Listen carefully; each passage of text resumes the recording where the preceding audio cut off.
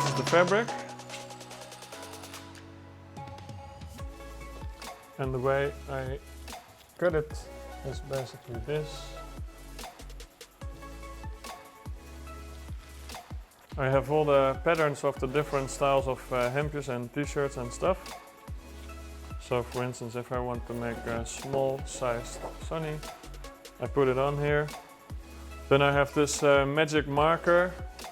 The ink fades away automatically. So I just draw it, and then I have this cutting mat and I cut it out. And then I have the front side. Afterwards I make the back side, and then it goes into my assembly line.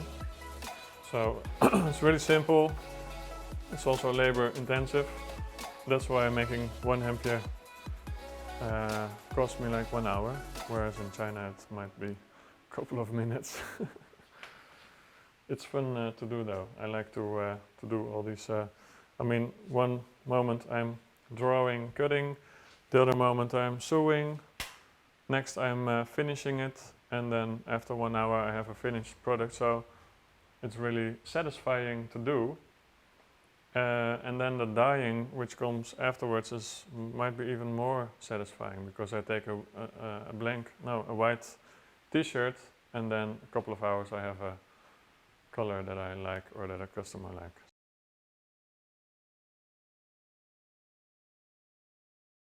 I'm working with hemp, I'm making locally, and I'm dyeing the collection, which is labor intensive and makes it a bit more expensive. But if a customer wants a specific color, then I can actually probably dye this specific color. A Dutch person thinks, oh, you're making tank tops, and they don't get the hemp part.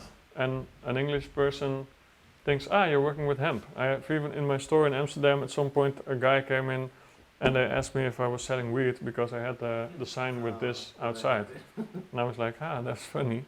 I don't.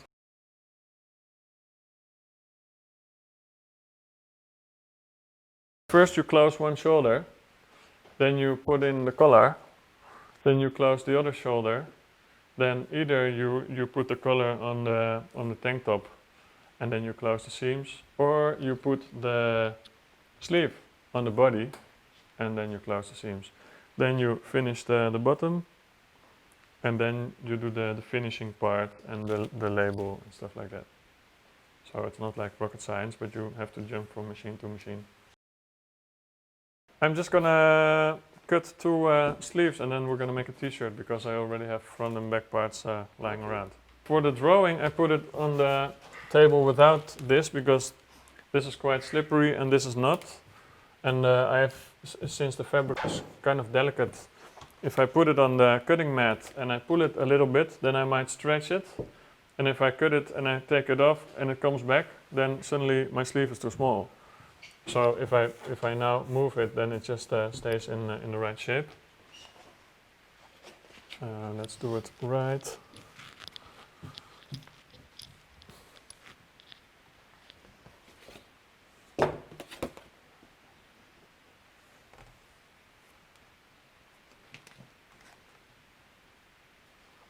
And usually when you work, you blast the music, right? Yeah, I have some serious hip hop going on. But I'm trying to find more calm music, since it's also a store. And I have some older women that also like hempje, and well. I mean, the shop is not ready yet. Now it's more of a studio and people can buy hempjes. But I would like to make some kind of a cool looking thing where there's tea, maybe CBD oil, hemp paper, I don't know. Also because a hempje is 80 bucks. And not everybody is willing to spend 80 bucks on a tank top. So I would like if people could spend €4 and take a pack of hemp tea home or stuff like that. Especially because people living in this area don't necessarily spend 80 bucks on a tank top. And I would like to make them happy as well.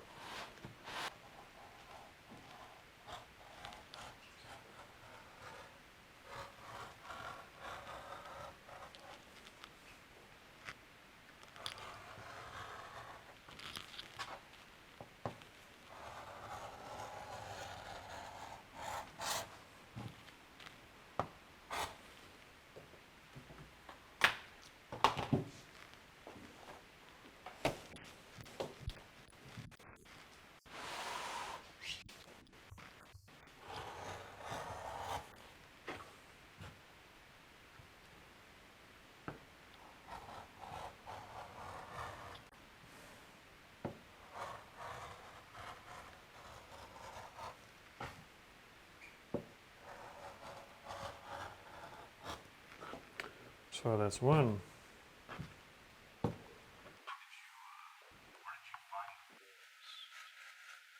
Just gonna put these two together.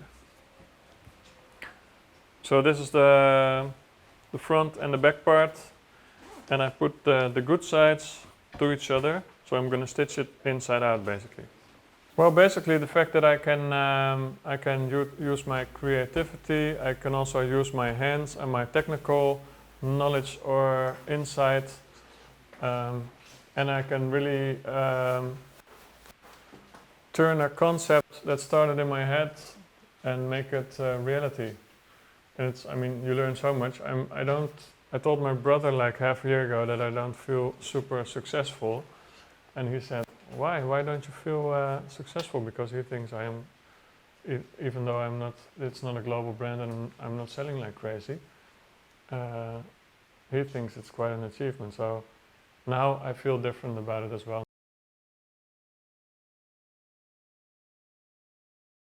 So we have the front part and the back part together now.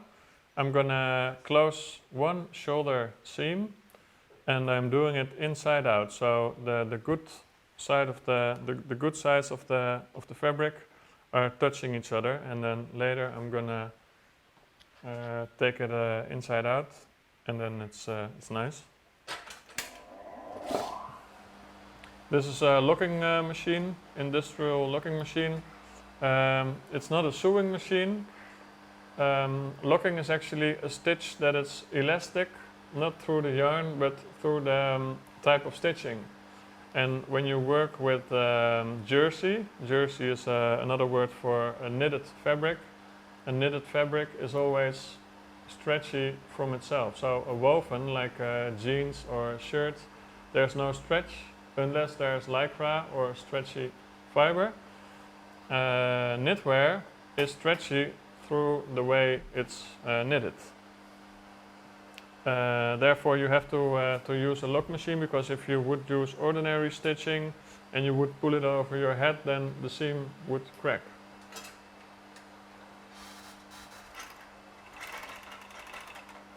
And this machine is both locking the shoulders together and cutting a little part of the fabric off.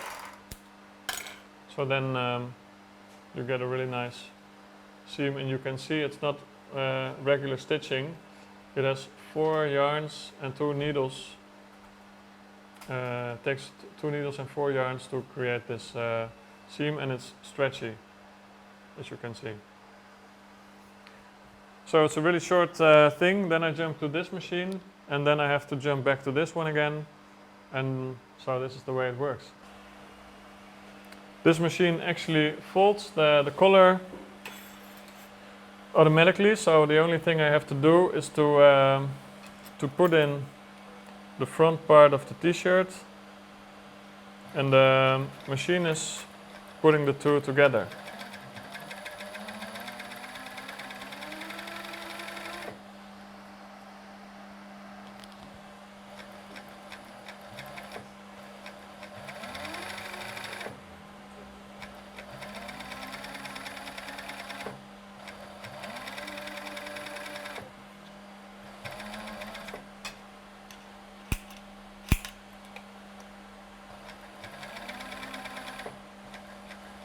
So what we have now is the front part and the back part of a t-shirt. Sleeves are not yet attached. One shoulder is closed and the collar is put onto the... we attach the collar.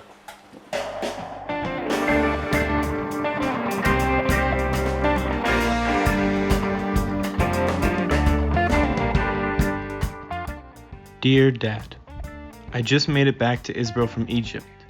I'm safe in writing to you now because you're about the only person that could understand the lesson I just learned.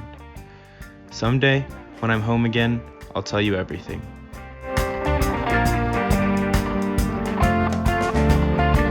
When I was 13, you found out I was smoking weed. To be honest, I believe you were just happy I wasn't selling it. So what was once taboo became normal. For the next 10 years, marijuana ruled my life and dictated my future. I had an excuse for everything. It helped me explain away why I didn't stay in touch with this person or why I forgot to meet up with that person. Cannabis helped me rationalize dropping out of school without telling anyone. Weed didn't tell me what to do or stress me out. Weed accepted me. Life was easier when I was high. After about 2.5 years of traveling, I still found myself searching for impossible answers to impossible questions, like who am I and what is my purpose? In 2019, I found myself in Egypt, ready to cross the border to Israel. I was low on money, something equivalent to $200, but I couldn't go a day without a smoke. So I stuck my last middle finger-sized stick of hash inside my pouch of tobacco. A cab picked me up and drove to the border. I wasn't worried. Traveling with hash would all be worth it. The penalty for getting caught was just death. The cab dropped me off at the border. I put my belongings on the x-ray machine. I watched my backpack disappear along the conveyor belt. Next, a bin with my shoes, wallet, passport, and of course, the pouch of tobacco rolled away from me. The border agents tore through my luggage, unpacking almost everything, but they missed the pouch of tobacco. The agents confiscated cold medicine and a wire headband, and then without saying a word, the two of them smiled and waved me by. I hastily packed my bag and walked to the bus stop. I had it. I leaned back on the bench and rolled a joint. But as I smoked, I didn't get the feeling I was looking for. It all hit me at once. I was disgusted. I had risked my life for a stick of Egyptian hash. It wasn't worth one bit. So ask yourself, how much are you willing to risk for cannabis? I am so lucky. I won't ever risk my life for cannabis again. I miss you and will call soon. Love, Brian.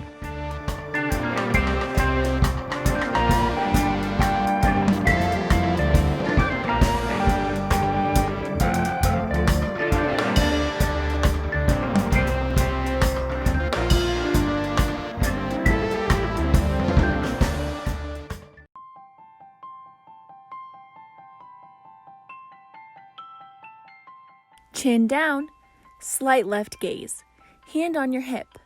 Sounds of professional lights are chattering in the background as the photographer shouts. One last shot. As the light dims in her eyes, her heart follows. Dia lays there, practically lifeless. What happened? Am I alive? After weeks of lying in a hospital bed with an array of tubes attached, Dia's family will not leave her side, despite doctors' comments such as, "I think it's time to pull the plug. Things aren't looking good." Meanwhile, her mother stuck her ground and expressed her decision to keep her here because she is a fighter. After many months pass, many hospital transfers occur, and plenty of physical therapies later, Dia is becoming herself. A little different than she went in, Dia is now walking with a cane and has impaired speech, but she is still Dia. After experimenting with a variety of prescribed drugs, it seemed the side effects were worse than their intent. That's when cannabis came into play.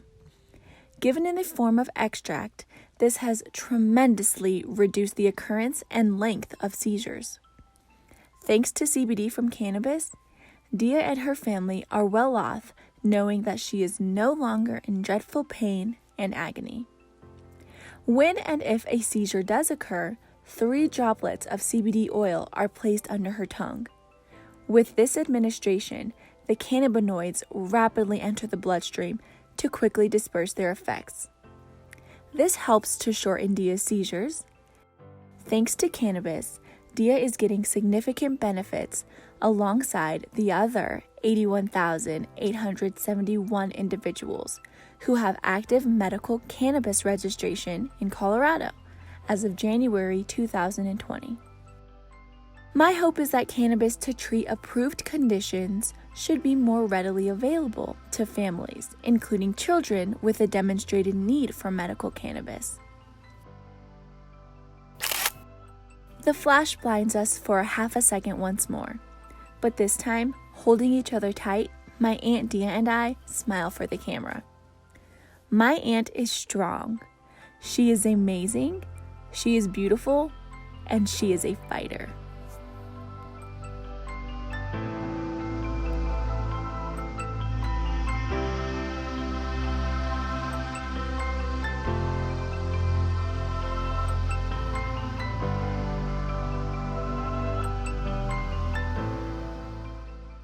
Attached, one shoulder is closed and the collar is put onto the, we attach the collar. And then we jump back to this one again to close the other shoulder basically.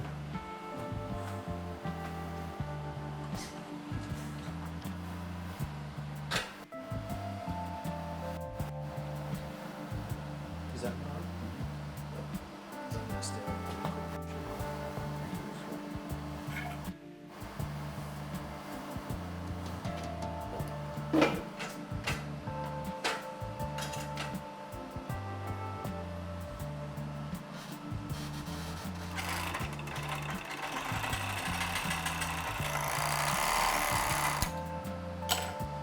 And now suddenly we have two closed shoulders and it starts to look like a garment.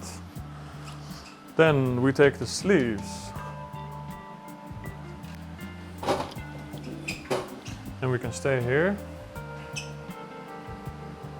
So we go from the armpit on the back side to the armpit on the front side, and the sleeves are not the same, front part and back part, so I have to check which one. This one. Also, same as with attaching the front and the back part, the good sides, I put them on top of each other. So basically we're assembling the t-shirt inside out. This is a bit of a precise job because I want to put the sleeve in right. And I'm not stitching a straight line, but I'm stitching a couple of curves.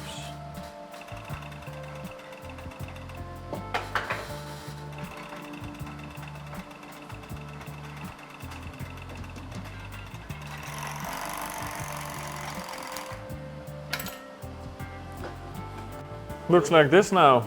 Not so much of a t-shirt, but we're getting there.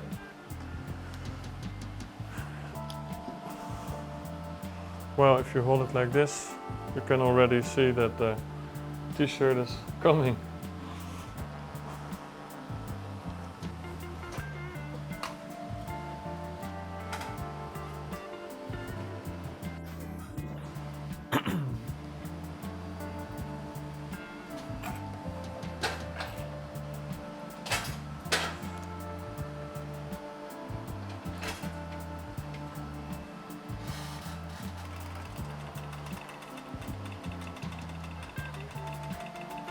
Yeah, and the t-shirt that I'm making is not the one that you'll find at G-Star or Levi's, because I have a pretty steep curve in the shape. So when you buy a regular t-shirt, then my t-shirt goes like this. It has a high shoulder head, I think they call it, whereas an average Levi or G-Star t-shirt or H&M is more like this, because for the people in the production company, they have to do ruts like real quick. I'm taking my time, and the result is that the shoulder is much more fitted and much more, I wouldn't say fashion, but it's the kind of shoulder that you will find in the higher priced brands because it's more work. And in the big brands, the production needs to be fast, but also few room for errors in the production team. And this I only learned when I got help creating the right arm or the right sleeve in my t-shirt.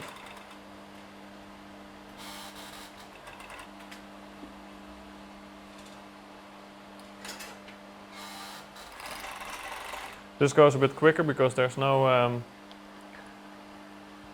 sharp curves. It's more of a almost straight line.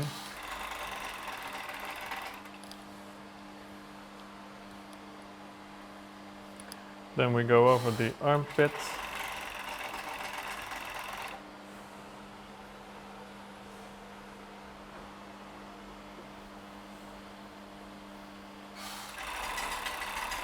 So we have a t-shirt, inside out.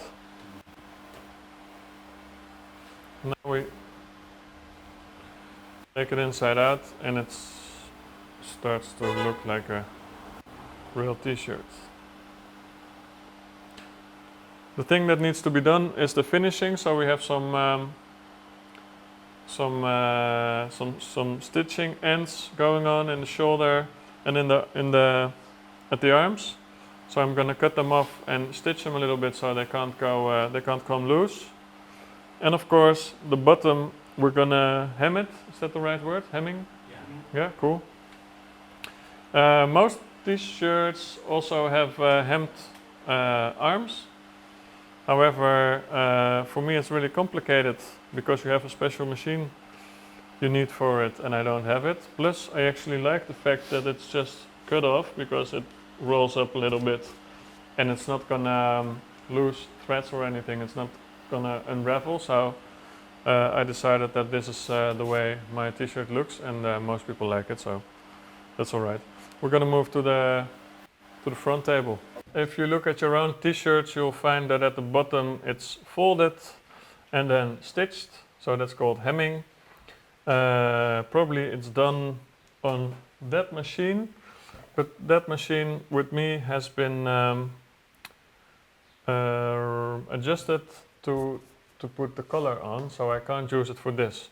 So I'm doing a little bit of a trick. I'm doing a flat lock stitch, not the official one, but it's call it a fake flat lock stitch. It's a really nice stitch. I like it. It looks like a row of teeth, so you can see all these vertical stitchings.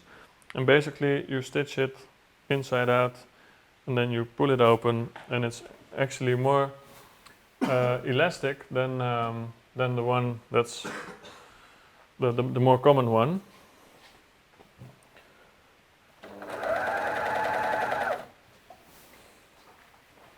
And this can be easily done on a household machine.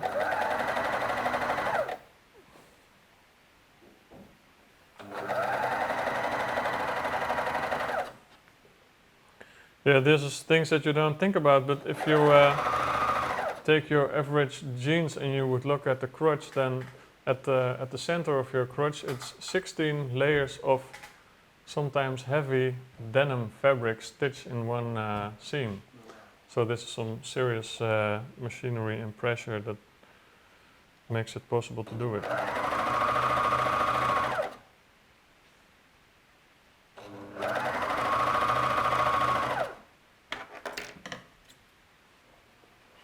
So now you might already understand why I call it next level slow fashion, because that's really quite a bit of work.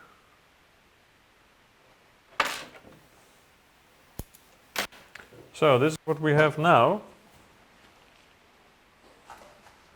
Doesn't look so nice, but what is nice is that if you pull it open, then you will see that the yarn is coming out.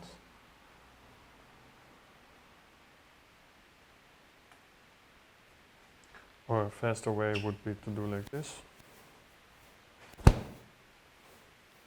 And then you have your hem, or hemming.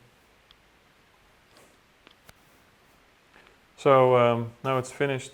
It gives some strength, some weight. And now we only need to finish the 3 loose parts, the loose ends, and put the label in.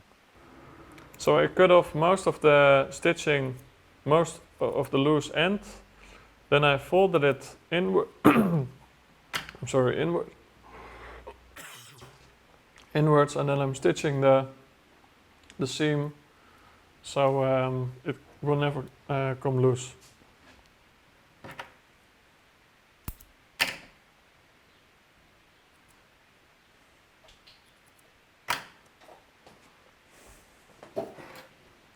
Alright, so now it looks should look clean. And we're going to do the branding. I did change the yarns just a moment ago because thus far all the stitching has been cotton. The only thing stitched with nylon is the front part of this stitching. So the back is cotton, the front part is nylon. So the color will be taken by the cotton part on the back, so it will blend in the rest of the t-shirt. And the front part won't take the color because the label won't take the color either. And therefore, if this would be cotton, then and let's say we would paint this one red, then you would have a red line on your label. And I think it's nicer not to have this red line.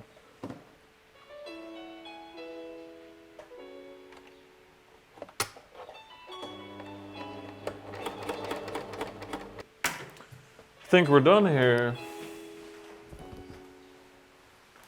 There we are. Wanna check it out? Now your department is called quality control, and you have to check if it's done properly.